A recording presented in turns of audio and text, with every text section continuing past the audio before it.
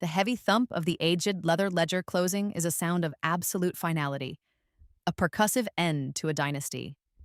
It echoes for a moment in the cavernous study, swallowed by the sheer volume of books that line the walls from floor to ceiling. Books that have witnessed generations of Sterling men make their fortunes. My father, Arthur Sterling, lets his hand rest on the deep oxblood cover, his knuckles white against the gold leaf of the family crest. A weary but profoundly satisfied smile etches new lines around his tired eyes. He turns that smile on Liam. Liam, my childhood sweetheart, the boy who taught me how to skip stones across the estate's lake and whispered promises of forever under the sprawling branches of its oldest oak, returns the smile with a practiced, gentle deference. He is the very picture of the devoted protege, the worthy successor, his posture a study in humble gratitude. He has perfected the art of looking like he has earned what he has, in fact, stolen. The air in the study is a familiar cocktail of scents. The sharp tang of lemon polish used on the mahogany, the rich, earthy smell of old leather, and the faint, almost imperceptible aroma of my father's expensive scotch. But today there is a new fragrance I can identify, one I was blind to in my first life. Betrayal. It's a cold, metallic scent, like ozone after a lightning strike. Back then, I stood in this exact spot, a ghost in my own home, and felt a vague, uneasy pride. I was a passenger in my own life, convinced that his success was my success, that the triumphant, possessive gleam in his eyes was for us. This time, I see it for what it truly is. It is not triumph, it is acquisition. And the grand prize is not merely Sterling Enterprises, a titan of industry built on my grandfather's grit. The prize is my life, my name, my future, all neatly bundled, signed away, and handed over in a transaction I was never meant to understand. My father's watery gaze finally finds me, standing by the cold marble fireplace. Elara, isn't it wonderful? Liam has worked so tirelessly for this. He'll take care of everything now. He'll take care of you. His voice is layered with the benign neglect that has been the wallpaper of my existence, the casual, patriarchal assumption that my role is to be a beautiful, supportive accessory to the men making the real decisions. In my first life, I offered a watery smile and a nod, my heart swelling with a conditioned adoration for the handsome man beside me. I played my part to perfection. The good daughter, the loving, trusting fiancée. This time I let the silence stretch. Just a beat, then another, long enough to be noticed. I watch Liam's perfect smile tighten at the edges, a barely perceptible flicker of unease in his eyes. He knows me better than my father does. He knows my silences have weight. It is, I say, my voice a placid lake, betraying none of the churning depths beneath.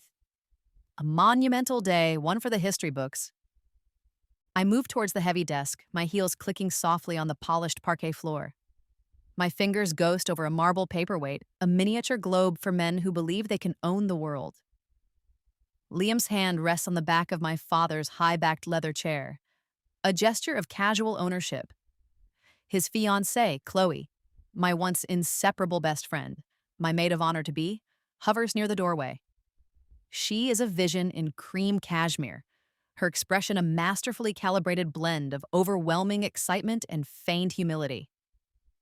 In my first life, I saw only sympathy in her glances. I believe she felt my displacement as keenly as I did. This time, I see the frantic, hungry anticipation dancing in the depths of her carefully made-up eyes. She and Liam are a matched set, a pair of beautifully crafted, perfectly balanced knives, poised to carve up my world. We simply must celebrate, Chloe says, her voice like wind chimes, pretty and hollow and designed to be ignored. I'll fetch some champagne, the good crystal. As she sweeps from the room, a silent, obedient specter of future wealth, my phone gives a soft, almost imperceptible ping. It's lying face down on a stack of art history books, its screen dark. It's a sound no one else registers over the creak of my father's chair, but for me, it is a starting pistol. It's the confirmation email from the discreet cybersecurity firm I hired 2 weeks ago. The keylogger I had them install on Liam's personal laptop is active and transmitting. It is the first receipt in a folder of evidence I am meticulously compiling. To the future, Liam says, raising an imaginary glass in a toast. His eyes, the color of warm whiskey, lock on mine. They hold a silent, arrogant challenge. I won. I have everything. What are you going to do about it, little girl? I allow a small, polite smile to touch my lips. It's a mask I have worn for years, but now it feels different. It feels like camouflage. It's the same smile I will give him when I systematically dismantle his empire, piece by painful piece. To the future, I echo, my voice a blade wrapped in velvet. The memory of the end is not a gentle haunting. It is a shard of glass embedded in my consciousness, sharp and agonizingly ugly. It surfaces without warning as I stand under the scalding spray of the shower, the steam fogging the acres of marble in the master en suite bathroom, a room I will soon be evicted from. Humiliation, that was the core of it. Not just the grinding poverty, though that was a brutal, shocking education. The canceled credit cards declined one by one in a grim procession of shame. The stark, legalistic eviction notice taped to the door of the penthouse Liam had always called ours. The slow, agonizing liquidation of my mother's jewelry, each piece sold for a fraction of its worth to a pawnbroker with predatory eyes. The true agony was the pity. The sickly, sweet, condescending sorrow in Chloe's eyes as she offered me a loan she knew my pride would never let me accept. The averted gazes of former friends at society functions I could no longer afford to attend. Their discomfort a more potent rejection than any spoken word. My father, safely ensconced in a high-end care facility, chosen and paid for by Liam, was blissfully unaware of my fall. He would tell his nurses, with senile pride, how his brilliant son-in-law was taking the world by storm. And Liam, the architect of my complete and utter ruin, had looked at me across a stark metal table in a sterile lawyer's office, his face a mask of perfectly sculpted regret. I never wanted to hurt you, Alara. You must know that. But business is business. You were never built for it. You're too soft, too sentimental. He had weaponized my love, using my trust as a key to unlock my inheritance, and then discarded me when I was no longer a useful part of his portfolio. He left me with nothing but the clothes on my back and the crushing, suffocating weight of my own naivety. The last I saw of him, he was climbing into his sleek, black German sedan, Chloe already seated in the passenger side, her newly acquired diamond engagement ring catching the cold, unforgiving winter light. That was the day I'd stepped off a curb without looking. The roar of an oncoming city bus a welcome, deafening sound. The last thing I remembered was a flash of yellow and a profound, shocking silence. I squeeze my eyes shut, and the roar of the memory is replaced by the steady hiss of the shower. The tiled walls are no longer closing in. The steam is just steam. My heart is not a panicked bird beating its wings against the cage of my ribs. It is a slow, steady, metronomic drum. This time, the words are a silent, sacred vow forged in the fire of that phantom impact. I will not be soft. I will not be sentimental. This time, I will be the one who understands that business is business. I step out of the shower, wrapping myself in a plush towel that still bears the sterling monogram.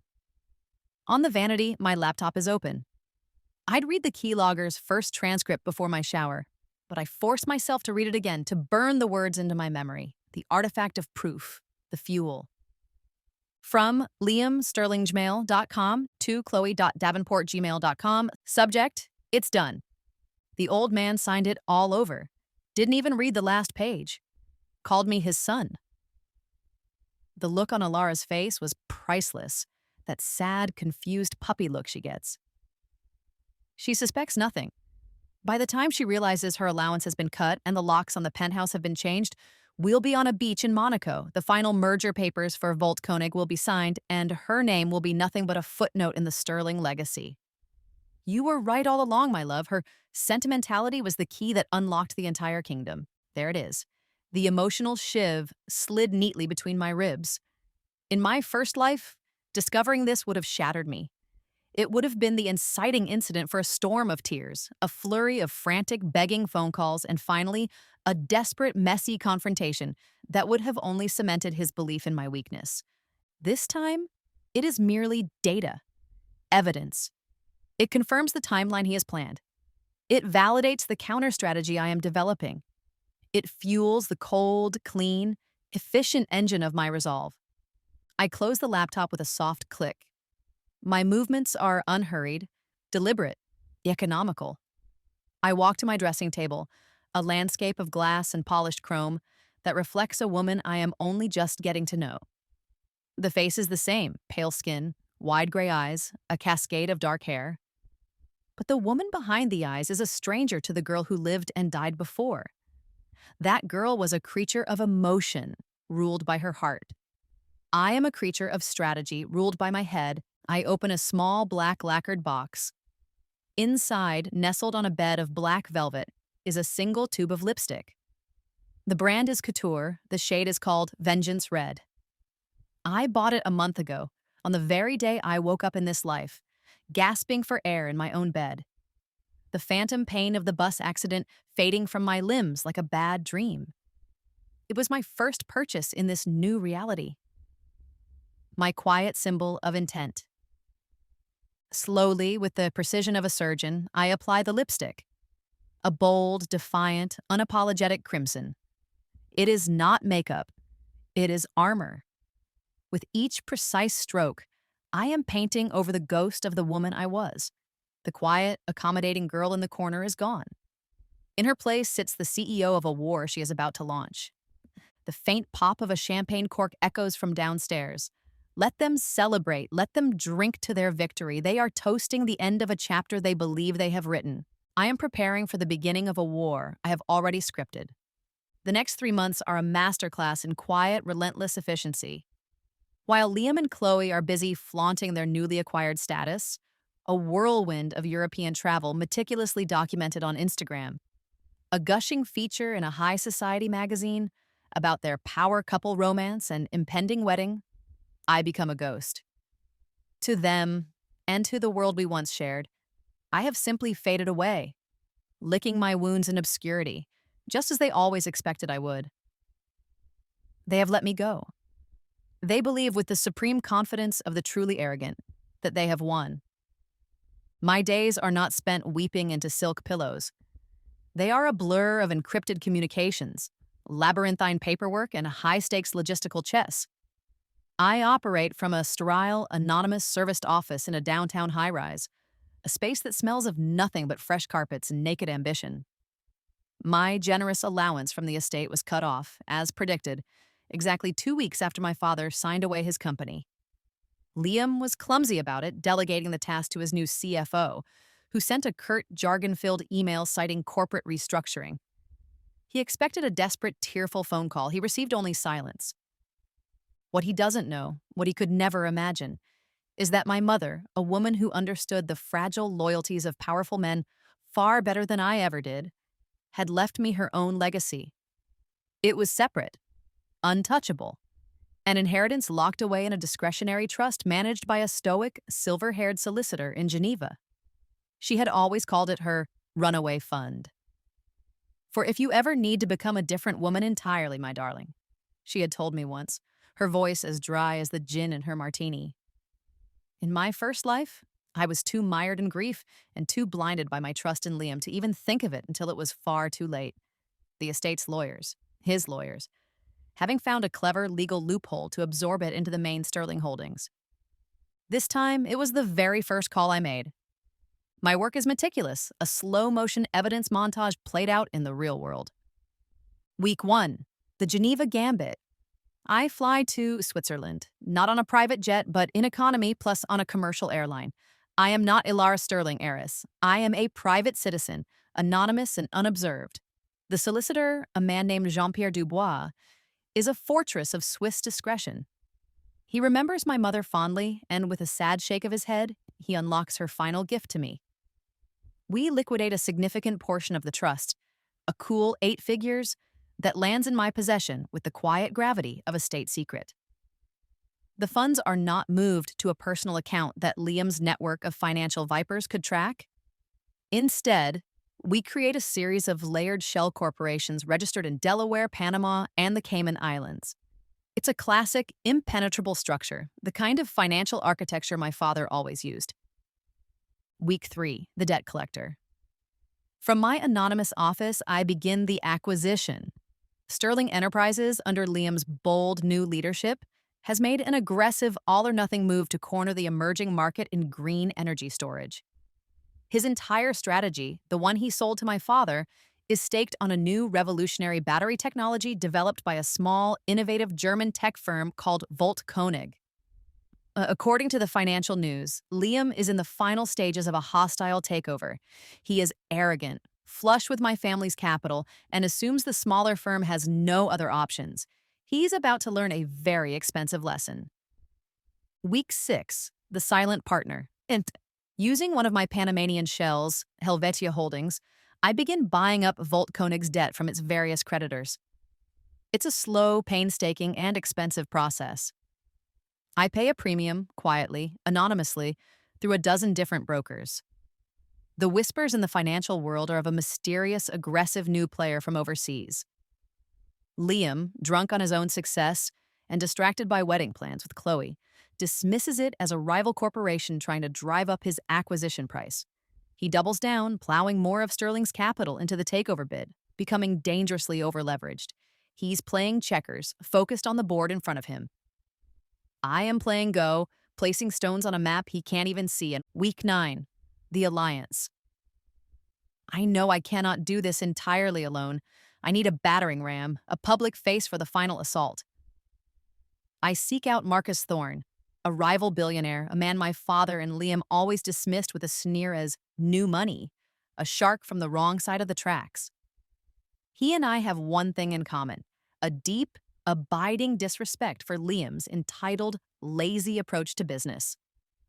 Our first meeting is in a private lounge at a municipal airport, a liminal space for a liminal phase of my life. He is sharp, his eyes missing nothing. He sees my competence, not my pedigree. You've cornered him without him even knowing he's in a corner, Marcus says, swirling an amber liquid in his glass. His eyes are bright with the pure, unadulterated thrill of a good fight. You own their debt, you control their primary suppliers through 2 other shells I've now identified, and you've been systematically poaching his top engineers for the last month. This isn't a business plan, Ms. Sterling. It's a vivisection. He thinks I'm at home, planning a wedding shower for his fiancée, I reply, my voice flat. He sent me a link to their gift registry yesterday. Marcus lets out a sharp, appreciative laugh. Good, let him. When this is over, he won't be able to afford the damn toaster from that list. Week 12, the coup de grace. The final piece clicks into place. I don't just own Volt Koenig's debt. Through Helvetia Holdings, after a final, massive infusion of cash, I now own a controlling interest in the company itself. We did it in the dark, a silent, bloodless coup. The public announcement is scheduled for tomorrow morning, timed to coincide with a press release from Marcus Thorne announcing a massive strategic partnership between his global tech division and the newly revitalized Volt Koenig. But my public loss, the final act of my performance as a victim, comes tonight. It's my father's 70th birthday party. Liam and Chloe, ever the dutiful, loving children, have hosted it at the estate's grand ballroom. It's the first time I have seen any of them, or anyone from my old life, in person since the day the ledger was closed. I arrive alone. I am not wearing Vengeance Red. I am in a simple, elegant, charcoal gray dress. I look pale, thin, but composed. I am playing the part of the tragic daughter who has lost everything but her dignity. The room buzzes with whispers the moment I enter. I can feel their pity like a physical touch, their morbid curiosity. Chloe glides towards me, a queen in her new domain. Her hand is protectively, performatively, on her small baby bump, a new accessory since I last saw her, and another claim on the Sterling legacy. Elara, I'm so glad you could make it. We were so worried about you. Her voice is a thick syrup of counterfeit concern. I wouldn't miss it for the world, I say, my smile small and fragile, a carefully crafted work of art. I spend the evening on the periphery, a ghost at the feast, speaking to no one for long. I watch as Liam makes a grand, sweeping speech about family, loyalty, and legacy. his arm wrapped possessively around Chloe, his other hand resting on my father's shoulder. He is basking in the warm glow of his stolen victory. He mentions the Sterling Volt Koenig merger as a done deal, the crowning achievement of his first quarter as CEO. He is so confident, so gloriously, suicidally arrogant. He is playing directly into the trap I have so carefully laid. Later, he finds me on the stone terrace overlooking the moonlit gardens. The air is cool, carrying the scent of night-blooming jasmine and damp earth. "You look well," he says. It's a blatant lie. I have spent an hour with my makeup artist to ensure I look anything but. "I'm surviving," I reply, turning to face him. I allow a flicker of the old hurt, the old vulnerability to show in my eyes. It's a calculated, crucial part of the performance. "I know this has been difficult," he begins, the faux sincerity so thick in his voice it's almost choking. "But Chloe and I, we really want you to be happy. We want you at the wedding. It would mean the world to us." This time, I remember the words from his email. The look on Alara's face was priceless, that sad, confused puppy look. "I don't think I can, Liam," I say, my voice trembling just enough to be convincing. It's still too raw. But I do want to say something. I've had a lot of time to think, and you were right. I'm not built for that world. You are. You won.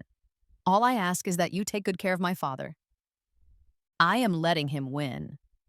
I am handing him the final, satisfying confirmation of his own superiority. His posture visibly straightens. A wave of profound relief and smug satisfaction washes over his handsome face. He has his prize, and the person he wronged has graciously, meekly accepted her defeat. "I will, Alara, I promise you that." He walks away, back to the light and the laughter and his stolen kingdom, leaving me alone in the shadows. He thinks the game is over. He has no idea that I have already checkmated him. The public reveal is less than 12 hours away. A single electronic notification delivered to the phones of every major financial journalist at 9 o'clock a.m. sharp will be the guillotine. I take a sip of my ice water. It's cold, clean, not blood. Just business. The arena for the status reversal is not a gilded boardroom or a grand ballroom, but the cold, unforgiving light of the digital ether. It happens at precisely 9 o'clock a.m. Central European Time. In the opulent penthouse he now shares with Chloe, overlooking the city that was once my birthright, Liam is likely drinking his first coffee of the day, scrolling through market previews on his tablet, feeling utterly invincible. At that exact moment, a coordinated press release, a masterstroke of corporate warfare, engineered by Marcus Thorne's formidable public relations team, hits the global wire services. Marcus Thorne announces landmark strategic partnership with Volt Koenig, German tech giant acquired by mysterious private equity firm Helvetia Holdings. The story leads every financial news outlet within minutes. The key detail, the one designed to be a dagger to the heart of his ambition, is buried 4 paragraphs in, a perfect example of setups and payoffs. Industry insiders are buzzing about the identity of Helvetia Holdings, the silent, aggressive force behind the stunning acquisition. Public records recently filed in Delaware reveal the firm's sole director to be Ilara Sterling, daughter of famed industrialist Arthur Sterling. In a stunning reversal of fortune, Ms. Sterling, previously understood to be uninvolved in the family business, has emerged as a major new power player in the green energy sector, positioning Volt Koenig not as a subsidiary for Sterling Enterprises, but as its chief and most dangerous competitor. I am in a private terminal at a Westchester airport, a threshold to my new life. The air smells of jet fuel and ozone, the scent of liberation.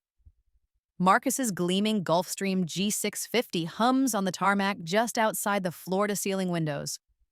My phone, which has been blessedly silent for 3 long months, begins to explode. It's a cascade of notifications, a rapid-fire scene cut of emails and frantic texts, accelerating the plot from quiet tension to outright chaos. The first is a LinkedIn notification. "Liam Sterling viewed your profile." I can almost feel his shock through the screen, the jolt of ice water in his veins, the dawning, sickening horror as he connects the dots. The sad, defeated little girl from the terrace last night is the shark who just devoured his flagship project. The dramatic irony is so thick, so potent, it's almost a physical thing. Then come the texts from Chloe, a frantic, escalating spiral of panic. Chloe, Alara, what is this? I just saw an alert. Is this some kind of sick joke? Call me. Chloe, Liam is going insane. His bankers are on the other line. He's screaming. What did you do? Chloe, you bitch. You planned this all along. You were playing us. I archived the thread without responding. Her panic is a distant, tinny noise, the sound of a reality she never thought would crumble. Then, Liam's call. I watch his name flash on the screen and let it go to voicemail. He calls again immediately. And a third time. Finally, a text message from him, stripped of all its previous condescension, vibrating with raw, impotent fury. Liam, call me, now. I power my phone off and slip it into my bag. The time for talking is over. The time for winning in silence is done. Now is the time for the public, undeniable display of power. Marcus finds me watching the ground crew finish fueling the jet. He holds out a tablet, a wide, predatory grin spreading across his face. The market is in a free fall. Sterling Enterprises stock has plummeted 17% in 45 minutes. They're calling it a signatory trap, claiming you must have used some unknown leverage from your father's will. They have no idea you just bought the whole damn casino. He over-leveraged the company to acquire Volt Koenig, I state, my voice calm and steady. He bet the house. I just made sure the house belonged to me before he placed the bet. He's ruined, Marcus says, not with cruelty, but with the simple, clean satisfaction of a craftsman admiring his work. To finance the hostile takeover, he took out massive short-term, high-interest loans, using Sterling's core assets as collateral. Now the deal hasn't just failed. His primary target is his direct, heavily funded competitor. Those loans are about to be called in. He's facing a catastrophic liquidity crisis. He's staring into the abyss. This was the lever, not a forgotten clause in a dusty will, but a brutal modern financial maneuver. He built a beautiful, powerful cannon, aimed it squarely at Volt Koenig, and I simply bought the company he was trying to shoot, turned the cannon around, and lit the fuse myself. Good, I say. The door to the jet opens, and the flight attendant nods for us to board. This is the status reversal made manifest. The woman who is supposed to be taking the bus is now boarding a private jet on her way to Frankfurt to seal a multi-billion-dollar partnership. I walk up the stairs without a single backward glance. The marble floors, the leather-bound books, the suffocating politeness of my old life, they are a photograph from a history I have now successfully rewritten. As the jet climbs, banking smoothly over the hazy, sprawling cityscape, I look down not with nostalgia, but with the cool, detached gaze of a strategist examining a map. I didn't just escape the prison he built for me. I tore it down, bought the land, and am now building a fortress in its place. He wanted to erase me, to reduce me to a footnote in his story. Instead, I have become the headline. 1 week later, I am in my new office. It occupies the entire top floor of a sleek glass and steel skyscraper that scrapes the clouds above Frankfurt, the financial heart of Germany. It is the global headquarters of the new international Volt Koenig. The aesthetic is mine, a deliberate and stark contrast to the Sterling legacy. Minimalist, functional, commanding. No dark wood, no dusty family portraits. Just panoramic 360-degree views, clean lines of glass and chrome, and the quiet, confident hum of a global operation firing on all cylinders. My assistant, a sharp, frighteningly efficient trilingual German woman named Katja, buzzes me on the intercom. Her voice is crisp, deferential but not subservient. She is an ally of competence, not of birthright. Mr. Sterling is here for his 2 o'clock appointment, Miss Sterling. Send him in, Katja, and please hold all my calls. The heavy glass door swings open and Liam walks in. The change in him in a single week is startling. The easy, confident swagger of the conqueror is gone, replaced by a tense, haunted energy that seems to vibrate off him in waves. There are dark, bruised-looking circles under his eyes. His expensive, custom-tailored suit seems to hang on him, as if he has physically shrunk within it. He is a man who has stared into the abyss and found it staring back. He stops in the middle of the vast office, dwarfed by the space and the commanding view. He looks at me, seated behind a large, clear glass desk. There is no warmth in my expression, no residual anger, no gloating triumph. Just the placid, observant calm of a predator that has finished its meal and is no longer hungry. The veneer of politeness is firmly, immovably in place. "Ilara," he says, his voice raspy as if he hasn't used it in days. "Liam, thank you for coming. Please, have a seat." I gesture to one of the two starkly modern chairs opposite my desk. They are beautiful but intentionally uncomfortable. He sits, his movements stiff and awkward. He looks around the office at the bustling city below, at the emblems of a power he can no longer comprehend, let alone wield. I don't understand," he begins, the words weak, lost in the cavernous space. "How?" "You said it yourself, Liam. Business is business," I reply, my tone cool and instructive, as if explaining a simple concept to a child. I lean forward slightly, my hands clasped on the clean surface of the desk. "You saw me as an emotional liability, a sentimental asset to be managed and, eventually, liquidated. It never once occurred to you that I might have assets of my own, that I might be capable of a long-term strategy. You saw a heartbroken little girl. You should have seen a competitor." His face cycles through a series of emotions, each one more painful than the last. Confusion, disbelief, a flash of white-hot rage, and finally, a dawning, horrified respect. He sees it now. He sees the woman I have become, forged in the fires of the life he destroyed. "The company is collapsing," he says, his voice cracking on the last word. "The banks have called in my loans. Our suppliers are terminating their contracts and signing exclusive deals with you. You've taken everything." "You're mistaken." I correct him gently, the gentleness itself a form of cruelty. "I haven't taken anything from you. I have built something for myself. You were the one who took Sterling Enterprises, a stable, profitable, debt-free company, and leveraged its entire future on the assumption that you could take Volt Koenig. That was your decision, your risk. It was, I'm afraid, a catastrophic miscalculation. The power dynamic has been completely, irrevocably inverted. He is not here to threaten or demand or negotiate. He is here to beg." "What do you want?"